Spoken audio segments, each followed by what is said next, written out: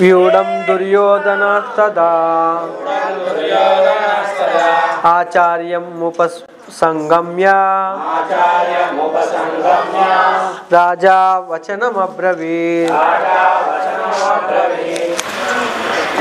ప్రతి పదానికి అర్థం చదువుదాం. ఫస్ట్ సంజయ్ ఉవాచ, సంజయుడు పలికెను, దృష్ట్వా చూచిన పిమ్మట, తు కాని పాండవ అనేకం పాండవుల సేనను వ్యూఢం వ్యూహముగా ఏర్పరచబడిన దానిని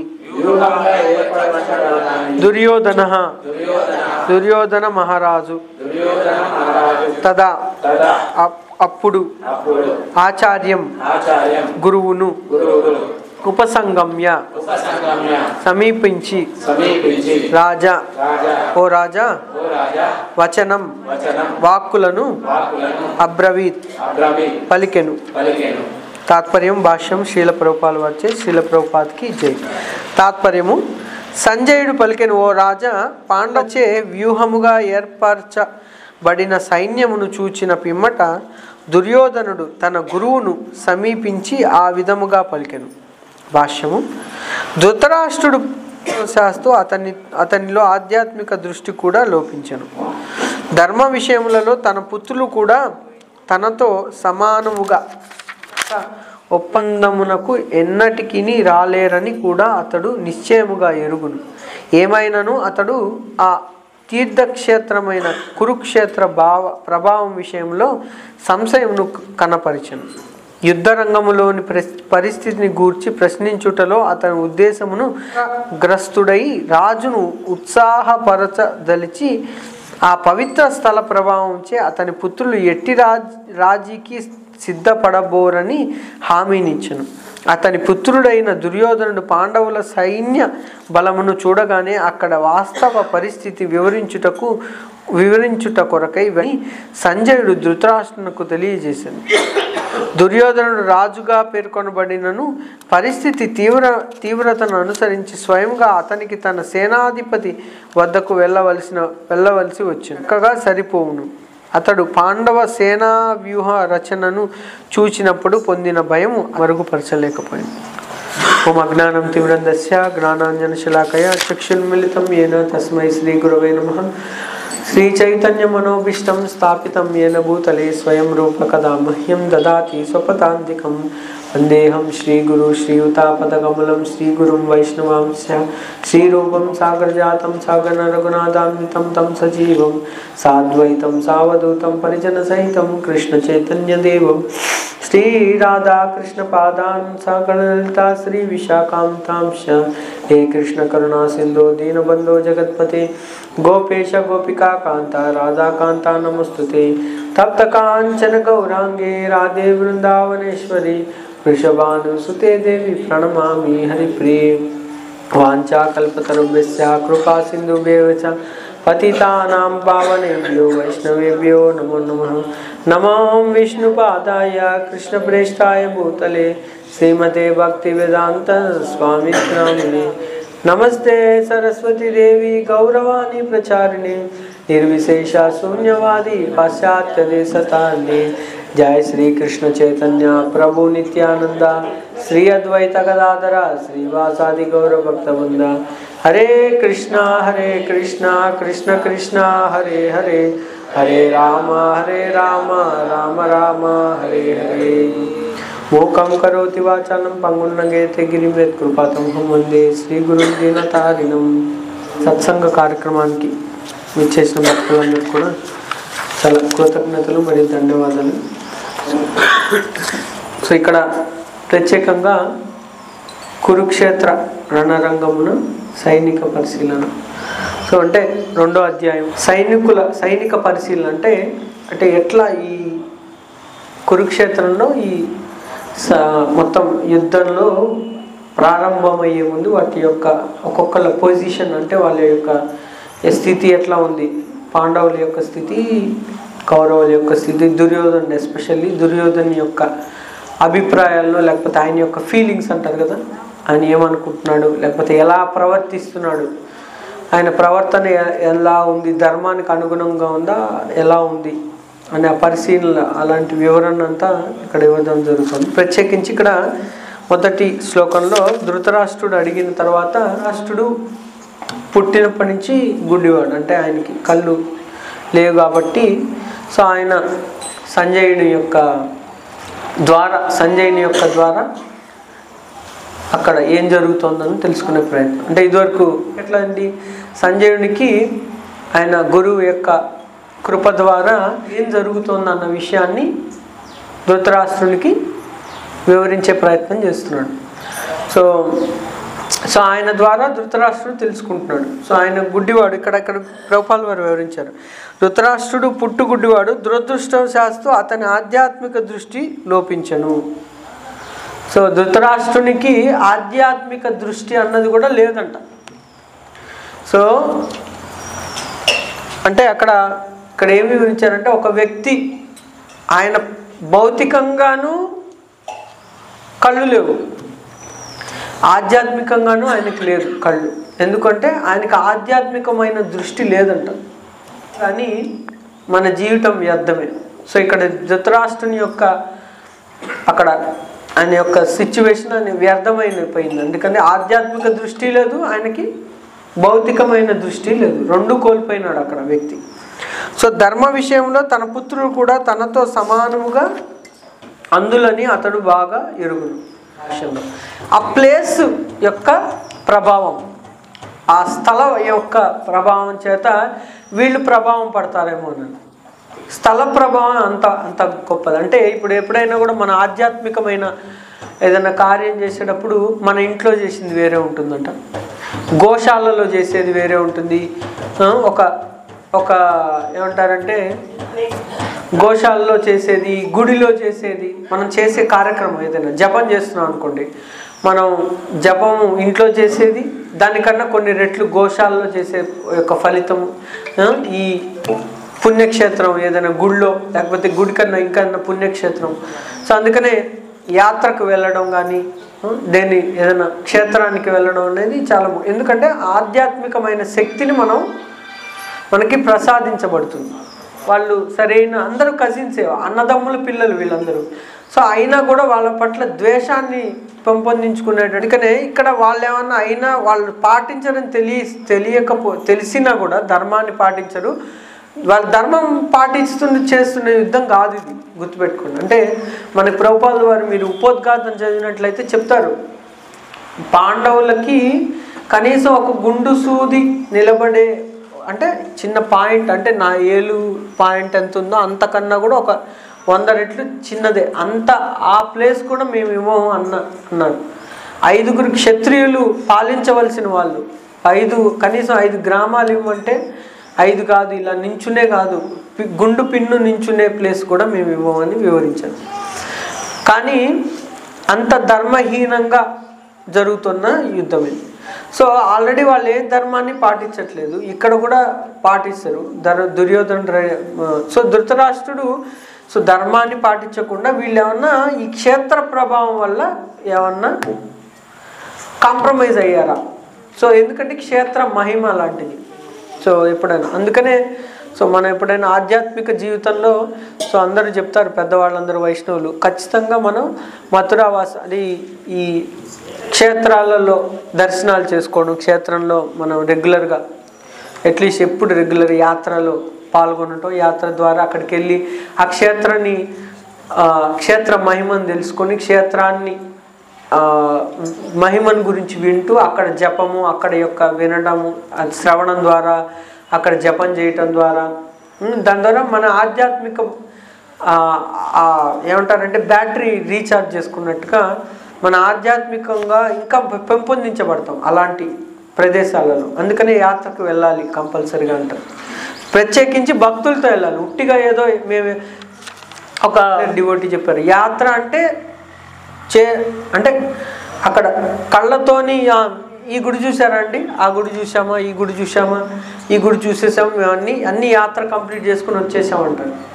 సో యాత్ర అంటే అది కాదు, యాత్ర అంటే అక్కడది చెవుల ద్వారా వినేదంట. మనం చెవుల ద్వారా మనం విని అక్కడ మనం అనుభవపూర్వకంగా తెలుసుకునేది, అది యాత్ర. అంతేగాని ఏదో దర్శనం చేసేసాం అయిపోయింది వచ్చేసాం, తిరుపతి బాలాజీ దర్శనం చేసాం వచ్చేసాం, లేకపోతే మేము 5 దర్శనాలు చేసుకున్నాం 10 దర్శనాలు చేసుకున్నాం, అట్లా కాదు.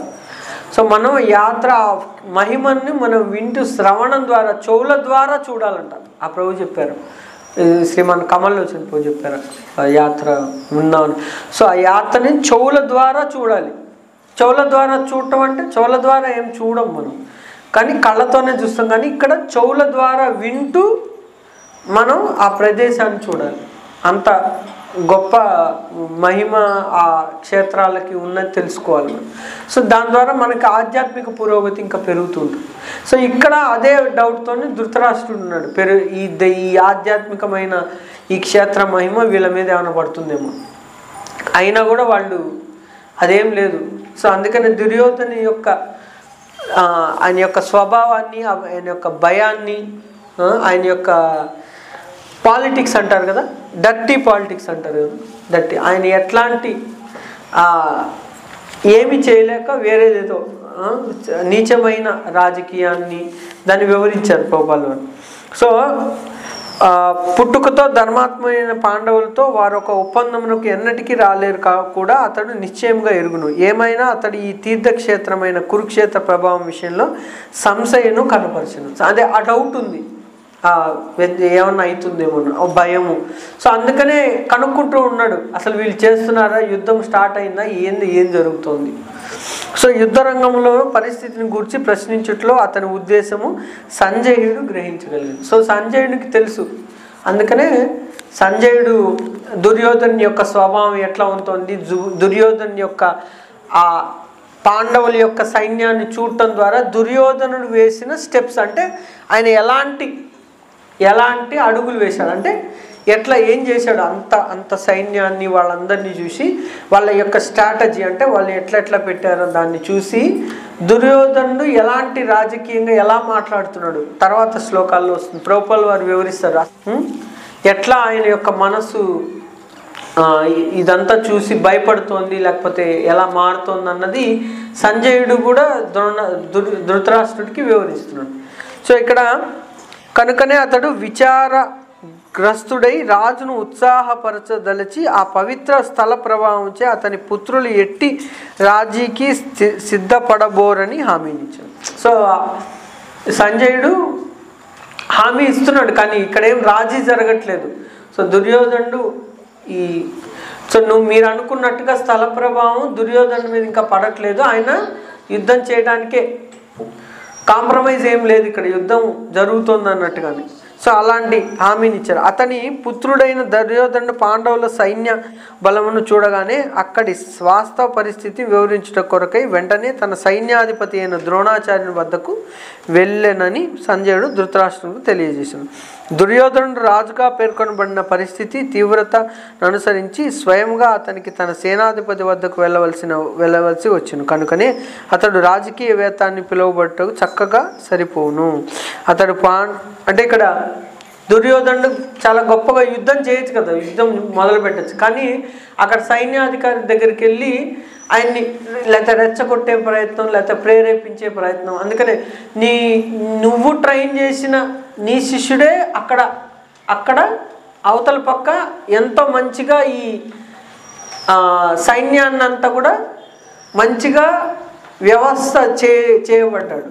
సో ఆయన్ని నువ్వే ట్రైన్ చేసావని కూడా దుర్యోధనుడు ద్రోణాచార్యుని, తన సొంత గురువు అయిన ద్రోణాచార్యుని కూడా ఎలా అంటే దెప్పి పడవడం అంటారు కదా. సో నీ వల్ల నువ్వు చేసిన వాళ్ళే ఇక్కడ ఇప్పుడు ఇలాగా నీ చేతే ట్రైనింగ్ అయినారు, శిక్షణ ఇవ్వబడ్డారు, వాళ్ళే ఇలా చేస్తున్నారని ద్రోణాచార్యుని ఇంకా రెచ్చగొట్టే ప్రయత్నం లేకపోతే ప్రేరేపించే ప్రయత్నం. సో ఇదంతా ఏంటంటే రాజకీయంగా దుర్యోధనుడు ఎలాంటి చేస్తున్నారు అన్నది వివరింపబడింది. సో అతడు పాండవ సేన వ్యూహ రచనము చూచినప్పుడు పొందిన భయం అతని కపట రాజనీతి నిపుణత మరుగుపరచలేకపోయింది. సో అందుకని ఆయన యొక్క కపటము ఇక్కడ ఆయన అంటే కవర్ చేయలేకపోయింది. ప్రభుపాద ఏమని చెప్తారంటే ఆయన యొక్క స్వభావాన్ని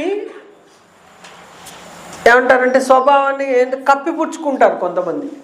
ఆయన యొక్క స్వభావాన్ని కప్పిపుచ్చుకునే ప్రయత్నం చేస్తారు కొన్ని విధాలుగా. కానీ ఇక్కడ బయటపడిపోయింది దుర్యోధను యొక్క ఆయన చేసే ద్వారా, ఆయన చేసే పనుల ద్వారా, ఆయన చేసే ఆయన ఎవరి దగ్గరికి వెళ్ళారు, ఎలా మాట్లాడారు. సో ఇవన్నీ రాజకీయంగా మాట్లాడడం, రాజకీయ చిత్రత అక్కడ ప్రస్తావన ద్వారా ఆయన ఏం చెప్తారంటే ఆయన అన్కవర్ అయిపోయినారు, అంటే ఆయన బయటపడిపోయినారు. ఆయన ఆయన ఆయన కపటత్వం కానీ, ఆయన ఏమంటారు కుళ్ళు స్వభావం కానీ అక్కడ బయటపడిపోయింది. సో అందుకనే అంటే ప్రతి ఒక్కళ్ళలోనూ కూడా ఇక్కడ ఈ స్వభావం అన్నది ఖచ్చితంగా ఉంటుంది. అంటే మనకి ఈ కలియుగంలో ప్రభావం అలాంటిది అనమాట. సో ప్రతి ఒక్క జీవిలోనూ ఈ కపట స్వభావం కానీ కుతంత్రము ఇవన్నీ కూడా ఉంటాయి. అంటే ఖచ్చితంగా ఉండవు అని మనం ఎప్పుడు అనుకోకూడదు. ఎందుకంటే ఎవరు కూడా ఇక్కడ అంటే పర్ఫెక్ట్గా ఖచ్చితంగా అంటే అంత ఈజీగా ఉండలేరు ఎవరో, అంటే గొప్ప గొప్ప వ్యక్తులు పుణ్యాత్ములు కానీ తప్పితే. సో జనరల్గా కలి ప్రభావం వాళ్ళ మీద ఉండటం వల్ల ఈ స్వభావం అనేది ప్రేరేపింపబడుతుంది ఈ ఏంటంటే భౌతిక ప్రపంచంలో. ఎందుకంటే ఇక్కడ నిరంతరము ఈ వీటితో మీదే నడుస్తుంది కాబట్టి ఈ కామ క్రోధ మదము మాత్సర్యం ఇవన్నీ వీటి ద్వారా ఈ ప్రభావంతో ప్రతి వ్యక్తి మీద ఈ ప్రభావం పడుతుంది. అంతే కదా. ఇప్పుడు మనం నిన్నట ఒక నెల క్రితం వరకు ఇక్కడ చలిగా ఉండొచ్చు, ఇదే ఓపెన్. ఈరోజు కొంచెం వేడిగా ఉంది, ఇంకొక నెల ఆగితే ఇక్కడ చాలా వేడిగా ఉంటుంది, సమ్మర్ వచ్చేస్తుంది, ఎండాకాలం. సో ఆ ప్రభావం మన మీద పడిందా లేదా, దానివల్ల మనం ప్రభావితం చెందుతామా లేదా. సో అలాగే ఈ భౌతిక ప్రపంచం యొక్క ప్రభావం మన మీద ఎప్పుడు పడుతుంది ఖచ్చితంగా. దానికి మనం లోన్ అవుతూనే ఉంటాం, చలికి వేడికి, లేకపోతే ఈ గుణాలకి, ఏవైతే ఈ చెడు గుణాలు కానీ మంచి గుణాలు. అందుకనే కలియుగంలో సాంగత్యం అన్నది అందుకని అంత ఇంపార్టెంట్. అంటే మనం ఇక్కడే ఉన్నాము, ఇక్కడ వేడిగా ఉంది కాబట్టి కొంచెం మనకు కూడా వేడి. అదే చలికాలం చల్లగా ఉంటే బయట మనకు కూడా చల్లగానే ఉంటుంది. అదేంటి సాంగత్యంలో ఉన్నాం కాబట్టి. ఏసీలోకి వెళ్తే ఇప్పుడు మనం సో ఎయిర్ కండిషనింగ్ అక్కడ ఎయిర్ని గాలిని కండిషన్ చేయబడుతుంది చల్లగా ఉండటం కోసం. సో వెంటనే మనకు చల్లగా అనిపిస్తుంది, స్వాంతరణ ఇస్తుంది. సో అది చల్లగా అయిపోతాం మనం. ఎందుకని మనం అక్కడ అసోసియేషన్ తీసుకున్నాం, సాంగత్యం. దేన్ని? ఏసీ యొక్క సాంగత్యం తీసుకున్నాం. అట్లాగే ప్రతి గుణము ఈ భౌతిక ప్రపంచంలో ఉన్న ఈ గుణాలవి వీళ్ళన్నిటికీ యొక్క సాంగత్యం మనం ఎప్పుడు తీసుకుంటాం వల్ల మన మీద ఆ ప్రభావం చూపిస్తుంది. అందుకనే మనం అనుకోకూడదు అందరూ పర్ఫెక్ట్గా, కృష్ణుడు తప్పితే ఎవరు మనం పర్ఫెక్ట్గా ఉండలేము. సో ఒక పర్ఫెక్ట్ పర్సన్ ఎవరంటే కృష్ణుడే. సో మన జీవితంలో మనం ఏంటంటే మనం దాని వైపు ప్రయాణం చేస్తున్నాం అంతే. ఈ పద్ధతుల ద్వారా, సాంగత్యం ద్వారా, వీటిలన్నిటి ద్వారా మనం చేసే ప్రయత్నం ఏది? ఖచ్చితత్వం వైపు, మన మంచి యొక్క ప్రయత్నం వైపు మనం ఈ ప్రయత్నం మాత్రమే. సో వీటి ద్వారా. అందుకని ఇక్కడ ఏం రాశారు ప్రభుపాల్ వారు, ధృతరాష్ట్రుడు ఆధ్యాత్మికంగా ఏం చెప్పారు? ఆధ్యాత్మికంగా కూడా గుడ్డివాడే ఆయన. సో కానీ అలాంటి గుడ్డివాడైన ఫిజికల్గా ఆయన కళ్ళు లేడు, ఆధ్యాత్మికమైన దృష్టి లేదు. అలాంటి వ్యక్తులు అంటే ఇంకా మనకన్నా కూడా ఇదన్నట్లే కదా, ఏదో కష్టం. సో అలాంటి వ్యక్తి కూడా ఎప్పుడైతే అంటే భాగవతంలో వస్తుంది, తన యొక్క సోదరుడు విదురుడు ధృతరాష్ట్రుడిని ఓడిపోగానే వీళ్ళు మహాభారత యుద్ధం ధృతరాష్ట్రుడిని వాళ్ళని విదురుడు హిమాలయానికి తీసుకెళ్తాడంట. హిమాలయాలకు తీసుకెళ్ళి అక్కడ ప్రయత్నం చేస్తారు, తపస్సు చేయించే ప్రయత్నం. విదురుడు ఎవరు? సొంత తమ్ముడు. తన అన్నని తన దృష్టిని ఇంకా నువ్వు ఇక్కడే ఉన్నావు అని ఆయన ఇప్పటికైనా నువ్వు నీ యొక్క ఈ పద్ధతి మార్చుకోవాలని చెప్పి ఆయన తపస్సు చేయాలి ఈ టైంలో అయినా ఇంకను అని ఇక్కడి నుంచి మనం తీసుకెళ్ళిపోతాడు విదురుడు. సో అంత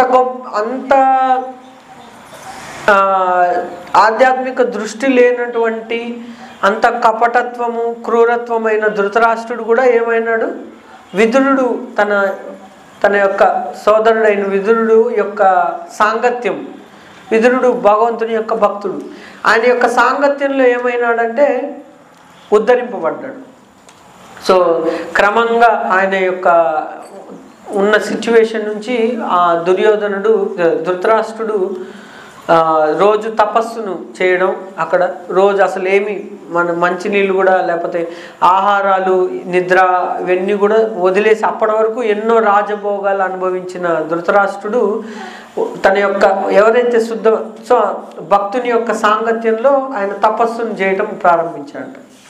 సో అందుకని భక్తుల యొక్క సాంగత్యం ఎంత గొప్పదన్నది ఇక్కడ వివరిస్తున్నారు ప్రభుపాల్ వారు భాగవతంలో.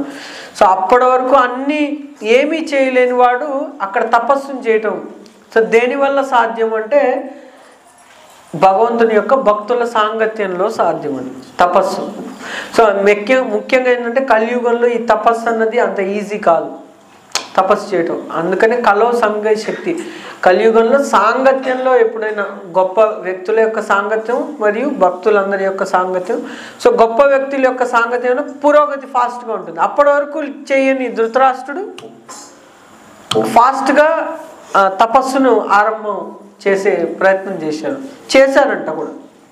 సో గంగా నది ఒడ్డుకు తీసుకెళ్ళి అక్కడ హిమాలయాల్లో అక్కడ చేశారు. సో అందుకని అక్కడ ఆచార్య అది చెప్తున్నారు ప్రభుపాల్ వారు ఎంత ముఖ్యం అన్నది ఒక శుద్ధ భక్తుని యొక్క సాంగత్యం. అలాగే సాంగత్యం ఎస్పెషల్లీ లవమాత్ర సాధు సంఘం అంటారు. సో కొంచెం సాంగత్యంలోనే మనకేమవుతుందంటే మనకి మన యొక్క ఆ తపస్సు మనం అనిపిస్తుంది. ఒక్కొక్క రోజు మనం పొద్దున్నే లేవలేకపోవడము లేకపోతే కొన్ని ఉపవాసము ఇట్లాంటివి అప్పుడు బాగా తెలుస్తుంది. ఉపవాసం ఒక్కళ్ళే చేసి ఒక్కళ్ళే ఉంటే అంత అనిపించదు. మనతో ఒక నలుగురు ఉపవాసం చేసే వాళ్ళందరూ కలిసి కూర్చున్నాం అనుకోండి, ఏదన్నా జపం చేసుకుంటున్నాం లేకపోతే ఏదైనా చదువుకుంటున్నాం, వాళ్ళు చేస్తుంటే వాళ్ళ దృఢత్వంతో మనం కూడా చేస్తాం. అది అంతకుముందు అంతే కదా దగ్గరలో ఉండడము. ఎందుకంటే వాళ్ళ దగ్గరలో అంటే వాళ్ళు ఎప్పుడు గుర్తుంటూ వాళ్ళ దగ్గరలో ఉంటే వాళ్ళకి ఏదైనా సహాయం చేయడం. అలాగే ఇక్కడ ఎప్పుడు గుర్తుంచుకోవాలంటే కృష్ణుడి దగ్గరే ఉంచుకోవాలి. అది కృష్ణ చైతన్యం. సో మనం ఎప్పుడు మన యొక్క మైండ్లో కానీ వాక్కుల ద్వారా మన యొక్క చేతన ద్వారా లేకపోతే మనం చేసే పనుల ద్వారా భగవంతుని ఎప్పుడు గుర్తుంచుకునేటట్టుగా మన జీవన శైలిని విధానాన్ని ఏర్పరచుకోవాలి. అది లక్ష్యంగా పెట్టుకోవాలి. మిగతా అన్ని కూడా మన ఏదైతే అందుకనే ఇంగ్లీష్లో పోతుంది, always remember Krishna never forget Krishna అంటే అర్థమైందా? సో ఎప్పుడు కృష్ణుని ఆల్వేస్ గుర్తుపెట్టుకోండి, నెవర్ ఫర్గెట్ కృష్ణ, కృష్ణుని ఎప్పుడు మర్చిపోవద్దు. సో ఈ కొటేషన్ ఉంది. సో మర్చిపోకూడదు అంటే ఎప్పుడు గుర్తుపెట్టుకోవాలంటే దానికి సంబంధించినట్టుగానే ఉండాలి కదా మనం. సో ఏదైనా మనకి డబ్బు రావాలన్నా ఏదైనా చేయాలన్నా దానికి సంబంధించిన పనుల్లోనే ఉంటారు కదా మనం. మనకు ఇప్పుడు అర్జెంటుగా ఇన్ని లక్షలు ఇన్ని కోట్లు కావాలంటే అదే సంబంధించిన పనుల్లో ఉంటాం, అదే గుర్తు పెట్టుకుంటూ ఉంటాం, దాన్నే గుర్తు తెచ్చుకుంటూ ఉంటాం.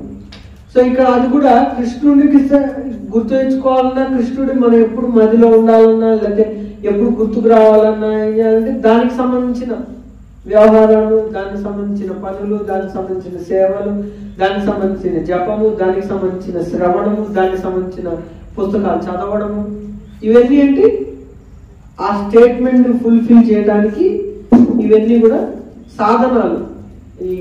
ఈ సాధన ద్వారా ఏంటంటే అది మనం ఎప్పుడు కూడా కృష్ణుని దగ్గర ఉంచుకోవడానికి అవకాశం ఉండడానికి ఇవన్నీ కూడా ఒక్కొక్క విభాగాలు దీని ద్వారా ఒక్కటే విధంగా కూడా మనకి వైవిధ్యం లేకపోతే వెరైటీ లేకపోతే కష్టం. అందుకని ప్రభుపాల్ వారు దీన్ని అందించేది ఏమన్నారంటే ఒక జపాన్నే అనలేదు భక్తి అని.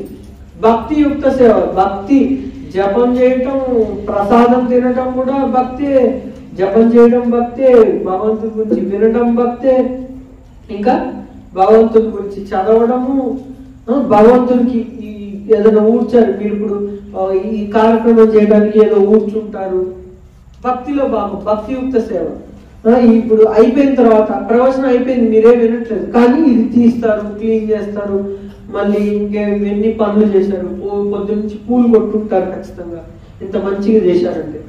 సో ఎంతో సమయాన్ని కేటాయించారు. ఇవన్నీ కూడా భక్తియుక్త సేవనే.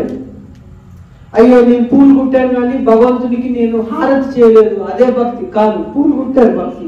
లేకపోతే నేను ఇక్కడ ఊడ్చాను కానీ నేను హారతి చేయలేదు, పూలు కుట్టలేదు, అదే భక్తి ఏమో నేను చేసింది కాదేమో కాదు. అరే నేను వంట చేశాను కానీ ఇవేం చేయలేదు, నేను వెళ్ళలేదు, నేను ఎక్కడో ఉన్నాను, వంట చేశాను కాదు, అది ప్రసాదం చేశాను. సో ఇవన్నీ కూడా భక్తి. వీటి ద్వారా భగవంతుని యొక్క భక్తిని చేయటం, భగవంతుని గుర్తుంచుకోవడం.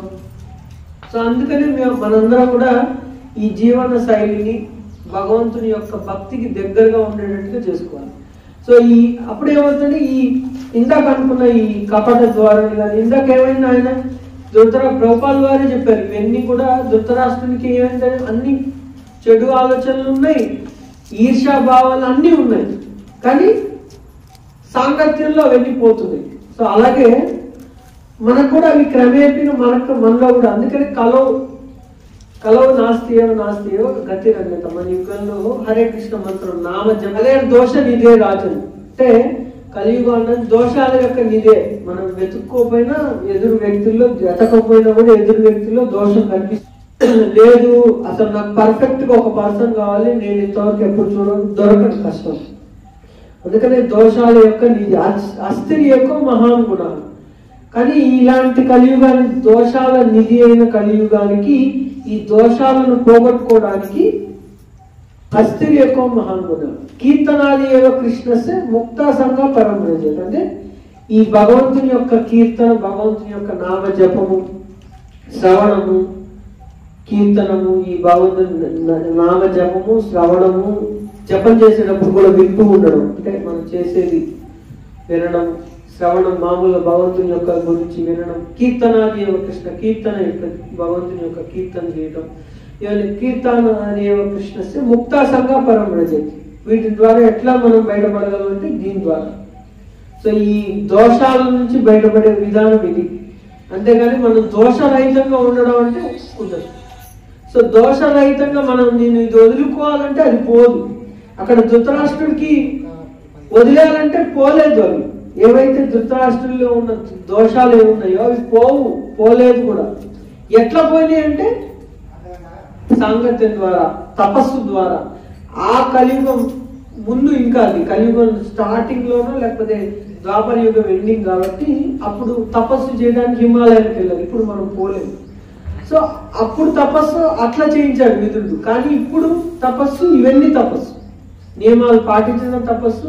భగవంతుని యొక్క మనకి ఎన్ని పనులున్నా భగవంతుని యొక్క కార్యాలకి సమయాన్ని ఇవ్వడం కూడా తపస్సే. మనకి ఎన్నో పనులు ఉంటాయి, చాలా పనులు ఉంటాయి, ఎన్నో డబ్బు సంపాదించుకునే పనులు ఉంటాయి, లేకపోతే ఇంకెక్కడికో వేరు మన సొంత పనులు ఉంటాయి. కానీ అవన్నీ కూడా పక్కన పెట్టి మనం భగవంతునికి కేటాయించడం కూడా తపస్సు. సో అది కూర్చుని చేసేదే కాదు.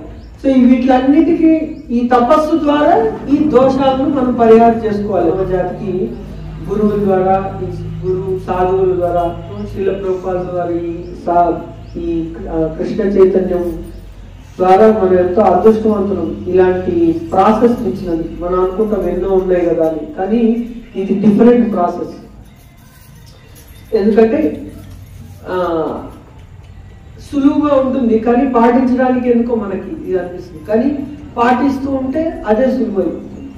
సో అలాంటి ప్రాసెస్ ని, అలాంటి యొక్క ఈ పద్ధతిని మనకి స్వామి ప్రభుపాద వారి ద్వారా, వారి యొక్క శిష్యుల ద్వారా, ఈ ప్రచారం ద్వారా, కృష్ణ చైతన్య సంఘం ద్వారా అందరికి అందింపబడుతుంది ప్రతి. సో అందరి దగ్గరికి పెంపొందించడానికి కానీ దేనికి సహాయం చేసినా కూడా మనం ఈ మానవ జీవితానికి ఇది సార్థకత అన్నది ఏర్పడుతుంది. లేకపోతే ప్రత్యేకంగా దీన్ని సార్థకత చేసుకోవడానికి వేరే మార్గాలు ఏం లేవు. ఈ తపస్సును పాటించి ఈ కృష్ణ చైతన్యాన్ని మనం పెంపొందించుకోవడం, వేరే వాళ్ళకి అందేటట్టుగా చేయడం, మనకి ఏదైనా మంచిగా అనిపిస్తే ఒక 5-10 మందిని తీసుకురావడం బాగుందని చెప్పి. బాగుంటుందంటే ఏదో మనం ఏదో మభ్యపెట్టే ప్రయత్నం కాదు కదా. భగవంతుడు ఏం శాస్త్రం ప్రభుపాద వారు గురువులు ఇచ్చిన శాస్త్రం ద్వారా మనం చదువుకుని దీన్ని డిస్కషన్ చేసుకుంటాం.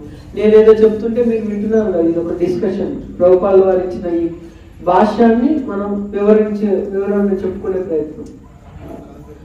అందుకనే ఇక్కడ ఉన్న చదువుతాం, ఏదో శ్లోకం చదివేసి మనం ఏదో కాదు.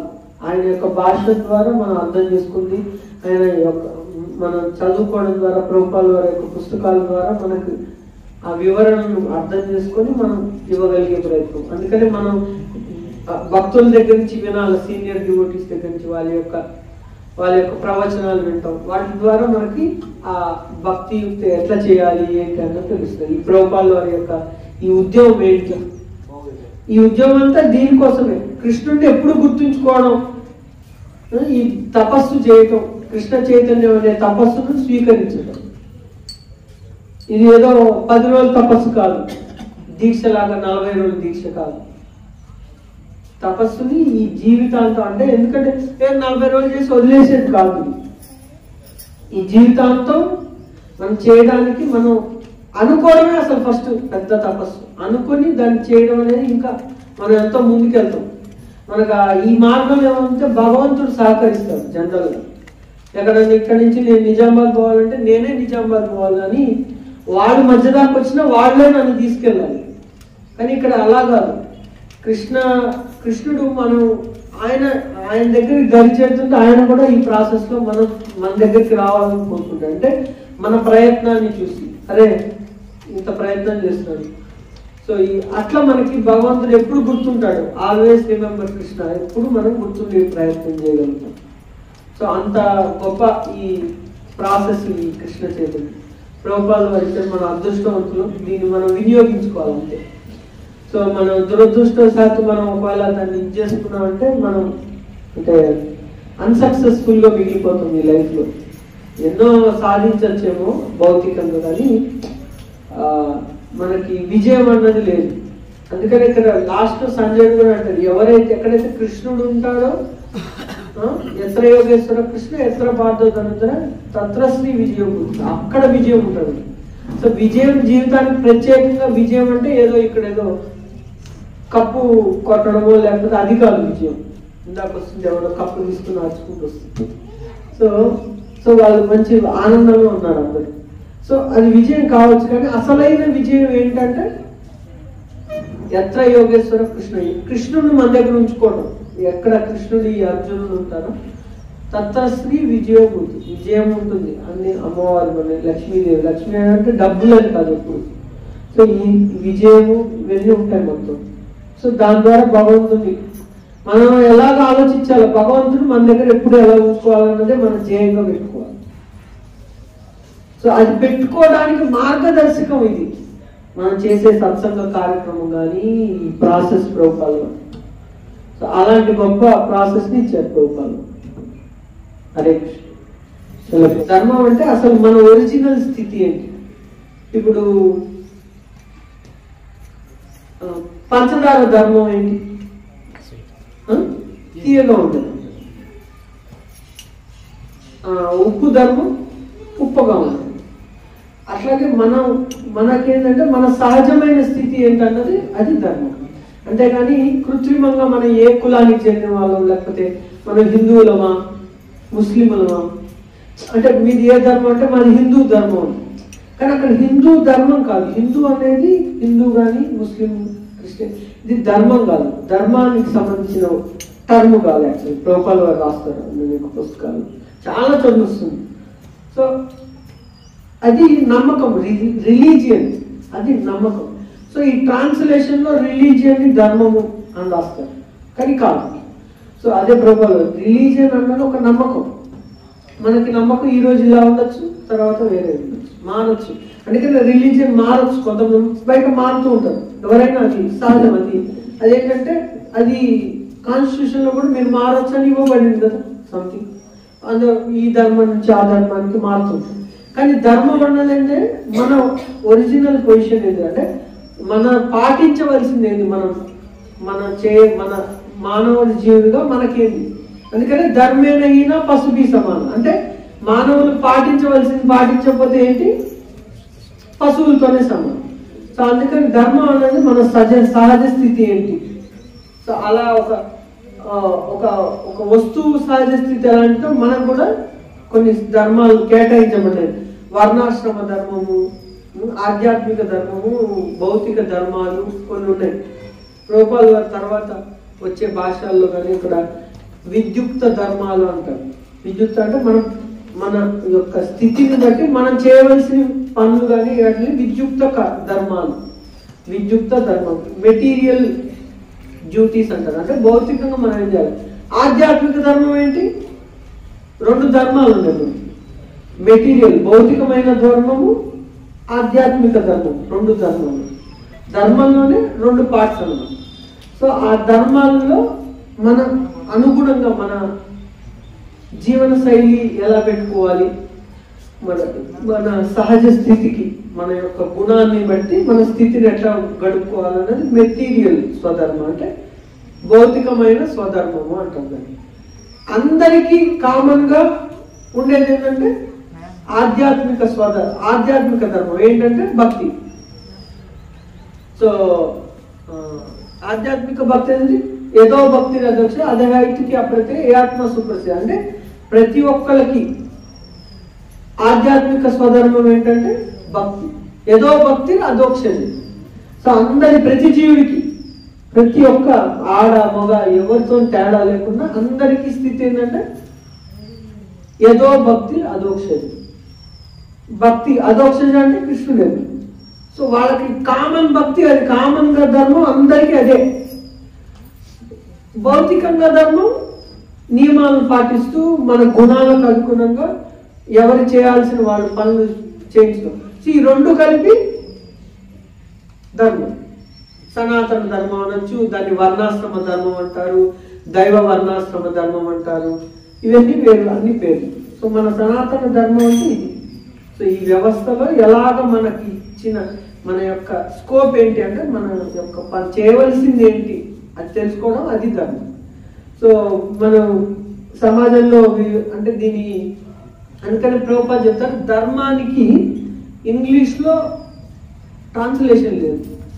అర్థమైందా మీకు? ట్రాన్స్లేషన్ అంటే దానికి ఆ పదానికి ధర్మం అనే రాయాలా, లేకపోతే ఏం రాస్తారంటే ధర్మానికి ధర్మ అని రాసేస్తారు కొన్ని చోట్ల. ఇంగ్లీష్ వేరే సంస్కృతం నుంచి ట్రాన్స్లేషన్ చేసినప్పుడు ధర్మానికి ధర్మ అనే రాస్తారు ఇంగ్లీష్లో, లేకపోతే ఏం రాస్తారు రిలీజియన్ అని రాస్తారు.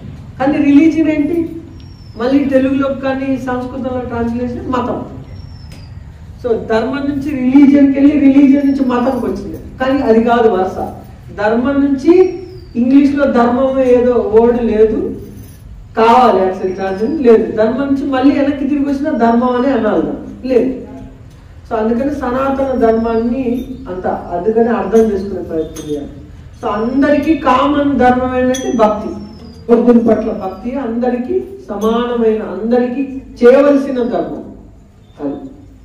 అది అర్థమైందా?